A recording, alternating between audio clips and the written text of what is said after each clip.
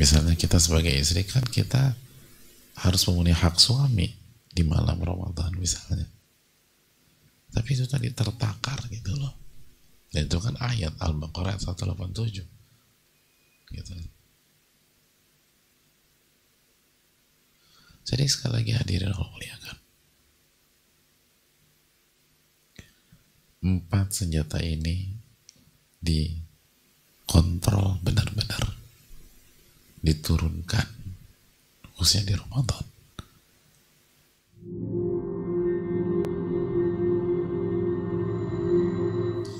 Hadirin Allah muliakan, kita akan melanjutkan materi kita dan coba kita kaitkan dengan Ramadan kita pada tahun ini insyaallah ta'ala. Di pertemuan kemarin kita sudah jelaskan bahwa ternyata senjatanya syaitan itu bukan import dari tempat lain. Senjata yang digunakan syaitan untuk menyerang kita itu ternyata ada dalam diri kita.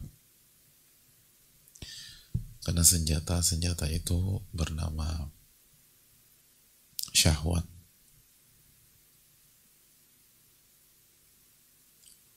bernama syubhat, bernama khayalan-khayalan yang nggak halal, khayalan-khayalan yang haram, khayalan-khayalan yang ilusi, wal amanil kadhibah, dan mimpi-mimpi palsu. Itulah senjata syaitan, senjata syaitan. Hadirin Allah muliakan,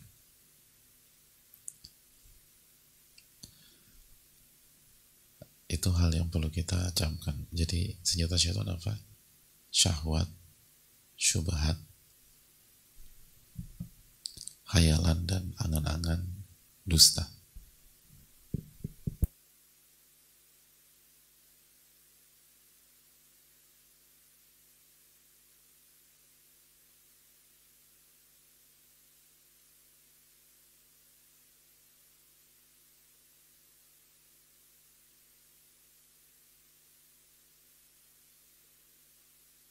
Jadi hadirin Allah muliakan,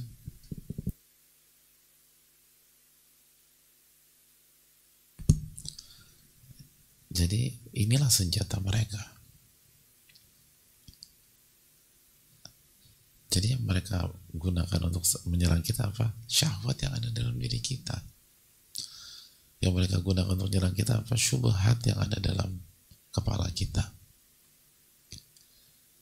Lalu khayalan itu yang digunakan, makanya benar-benar halu jadinya. Kata, kok dia bisa mikir gitu ya? Gitu. Ini kan khayalan, kan nggak mungkin ini. Terus juga ini kan haram ya, gitu. Ada banyak kasus yang membuat orang berzina itu dia menghayal,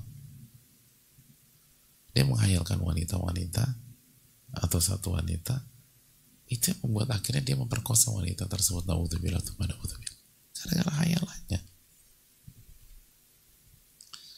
Atau zina sama pihak lain. Na'udzubillah. Jadi hayalan. Jadi syaitan itu menyerangnya itu melalui hayalan ini. Maka hati-hati dengan hayalan.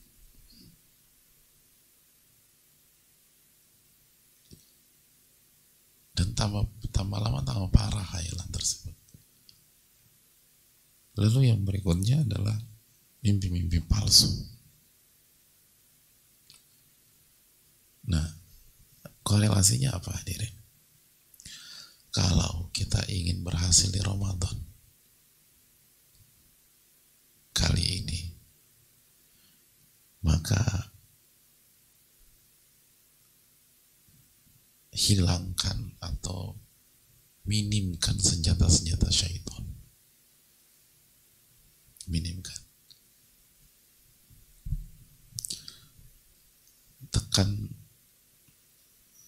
menekan syahwat kita.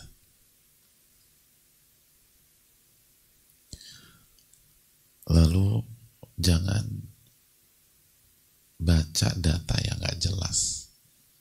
Jangan baca informasi hal-hal yang rancu.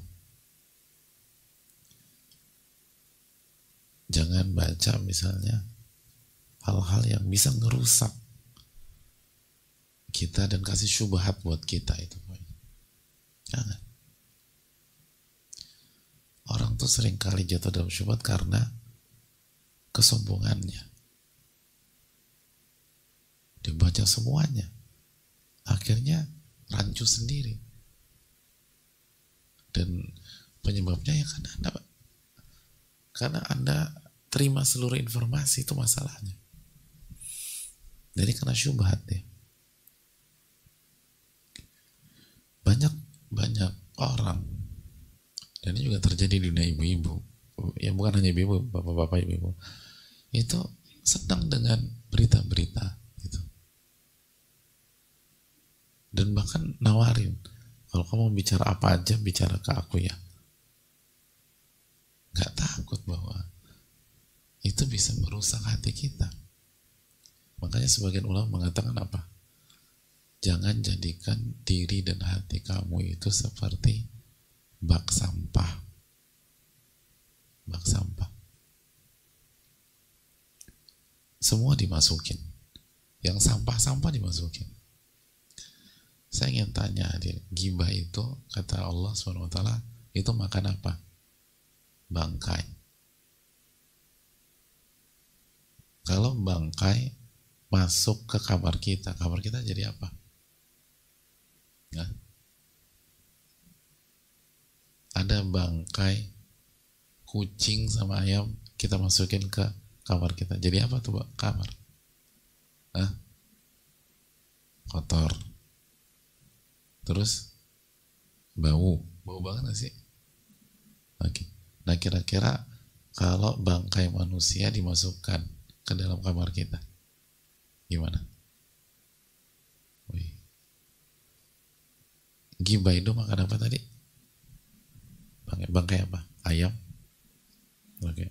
Kira-kira kalau dimasukin ke hati kita rusak nggak tuh hati? Wangi atau bau tuh hati? Nah, tapi selama ini seneng nggak dengerin? Seneng Pak Ustaz. Ya itu masalahnya. Itu yang bikin masalah. Bahkan banyak orang tuh ngorek-ngorek. Sebenarnya temannya nggak mau cerita. Ayo dong, lu bisa percaya sama gue. Lu cerita apa aja. Emang kepo nih, penasaran. Pengen tahu. Akhirnya dia cerita. Dan seringkali nanti yang masuk ke dalam diri bukan hanya tentang syahwat aja, tapi syubhat. Kena rancu dia. Maka kalau kita ibu-ibu ingin Ramadan yang berhasil, syahwat kita tuh jangan dikasih makan, jangan dikembangkan, terus jangan syubhat, terus jangan banyak hayalan-hayalan, jangan banyak menghayal, jangan banyak waktu luang. Banyak orang tuh kalau punya waktu luang hayalnya nggak jelas. Terus jangan punya mimpi-mimpi palsu nggak jelas gitu. Itu.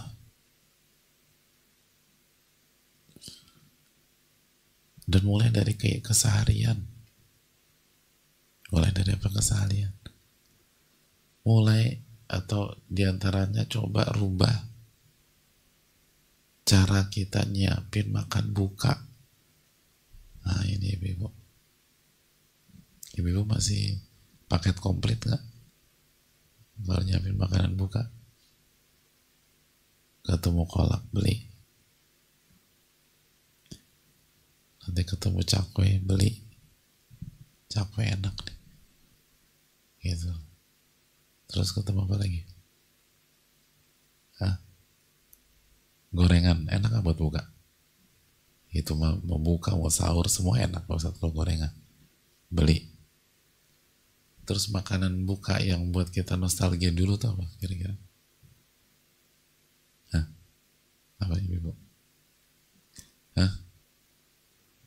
makanan buka ikonik dulu yang sekarang udah jarang.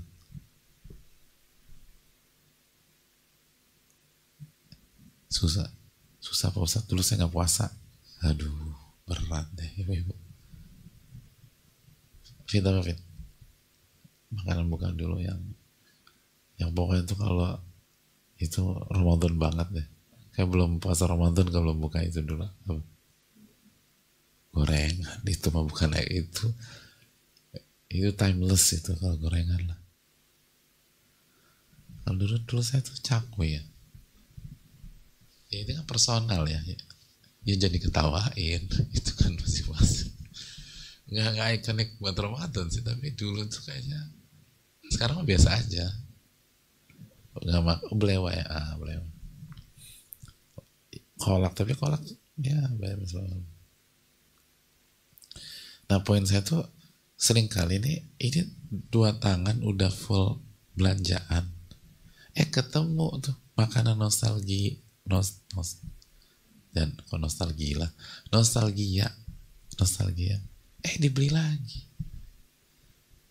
padahal udah ada 6 bungkusan jadi 7. Nanti pas pulang ke rumah dimakan apa enggak? Ya, yang dimakan apa? Korma lagi nanti.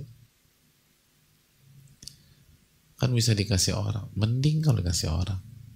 Sekali jadi penghuni tetap lemari es kita, kulkas. Akhirnya membeku dan basi. Nah, pertanyaan yang membuat kita beli hal-hal kayak gitu apa? Apa hadirin? Kita memperturuti hawa nafsu kita, syahwat. Maka jangan salahkan siapa-siapa kalau akhirnya Ramadan kita nggak maksimal. Kita yang kekasih kekuatan ke syahwat kita. Sedangkan syahwat itu senjatanya syaitan. Akhirnya ketika syahwat kita kuat, dipakai syaitan. Dia obrak-abrik hati kita, berantakan semua.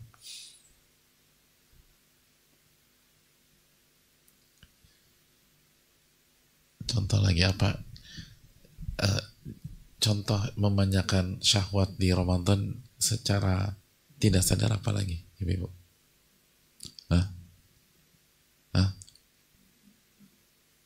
Apa bu?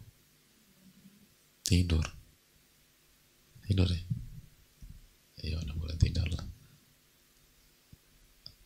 Sebenarnya kita udah bisa bangun, tapi tetap aja tanggunglah 1 jam lagi. Gitu. Jadi ketika kita banyak tidur, itu pasti membuat kita bermasalah di Ramadan. Kenapa? Karena syahwat kita di-charge, dikembangkan. Syahwat itu senjatanya syaitan. Ya syaitan gunakan untuk obrak-abrik kita. Semua demikian. Semua demikian.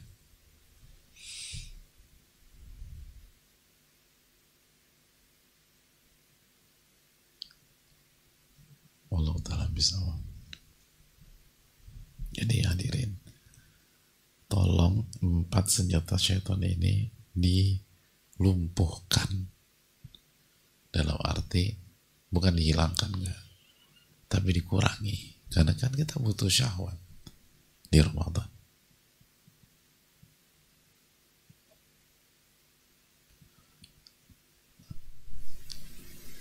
Misalnya kita sebagai istri kan kita harus memenuhi hak suami di malam Ramadan misalnya. Tapi itu tadi tertakar gitu loh. Dan itu kan ayat Al-Baqarah 187. Gitu. Jadi sekali lagi hadirin Allah muliakan. 4 senjata ini dikontrol benar-benar, diturunkan khususnya di Ramadan. Hadirin, fa'idha adhina al-abdu li'aduwihi, karena kalau sebaliknya hamba itu mengizinkan musuhnya untuk masuk. Hamba mengizinkan musuhnya untuk masuk. Musuhnya masuk. Wa fataha lahu baba baiti. Pintu rumahnya dibuka. Gitu. Wa adkhalahu alaihi. Dikasih masuk tuh. Wa makkanahu minas silah. Bukan dikasih masuk lagi, dikasih senjata. Untuk apa? Untuk memerangi dia sendiri. Fahuwal malum. Itu yang akan dicela dan dibodoh-bodohin orang.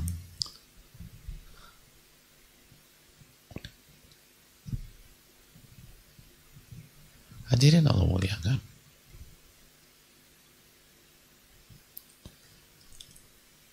Anda yang kasih masuk, Anda yang persilahkan, bahkan Anda kasih senjata buat musuh Anda, dan dia tahu ini musuh jahat sama Anda, nggak pernah dia baik sama Anda, kok dikasih senjata itu loh.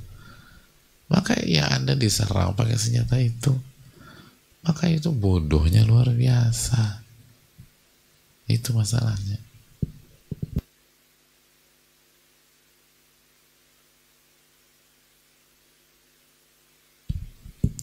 Makanya ulama kita mengatakan, fanafsaka lum wala talumil mataya.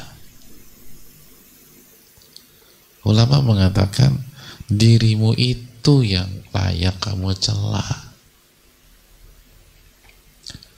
Jangan kamu cela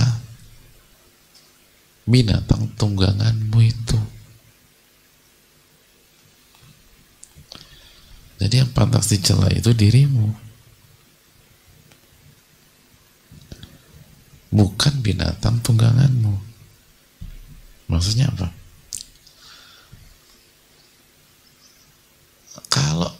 Kalau kamu nggak bisa naik kuda, misalnya, nggak bisa naik kuda, terus kamu dikasih kuda terbaik, paling jago nih kuda, udah dilatih hebat, gara-gara kamu nggak bisa naik kuda, begitu naik kamu jatuh ke pental. Nah, ketika kondisi begini, jangan cela tuh kuda. Kuda itu udah kuda paling bagus, kuda paling jago, kuda paling terlatih.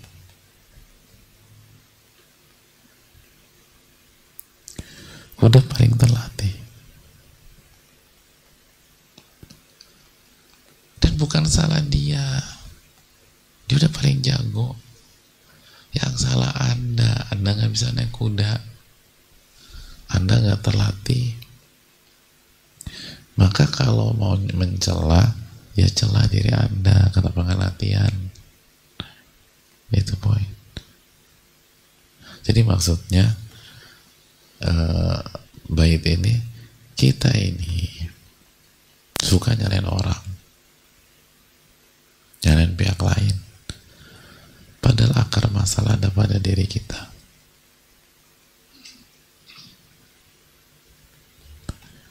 Ketika kita buat kesalahan, misalnya buat dosa, kita salahin orang gitu, gara-gara si A nih, gara-gara si B, Mbak, kenapa anak Mbak begitu? Itu gara-gara teman-temannya gitu kan.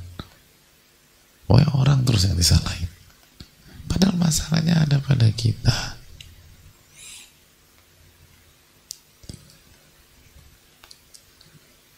Kan begitu. Jarang kita dengar di masyarakat, Bu, kenapa anak ibu itu pergaulannya ibu?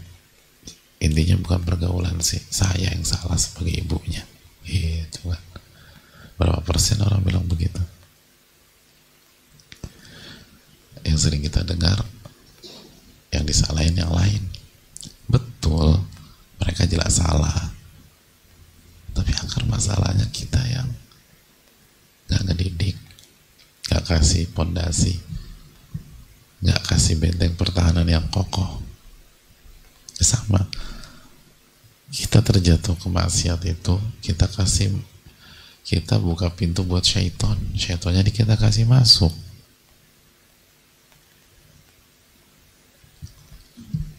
Lalu bukan hanya dikasih masuk, syaitonnya kita kasih suguhan, kita jamu. Pakai apa? Pakai serasem? Bukan. Pakai senjata-senjata yang bisa dia gunakan menyerang kita. Ya, terus mau nyalain siapa kita, hadirin? Jangan salahkan siapa-siapa.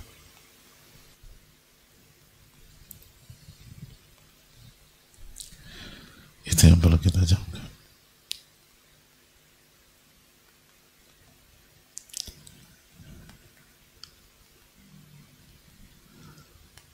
Hadirin Allah muliakan. Wallahu ta'ala alam bisawab.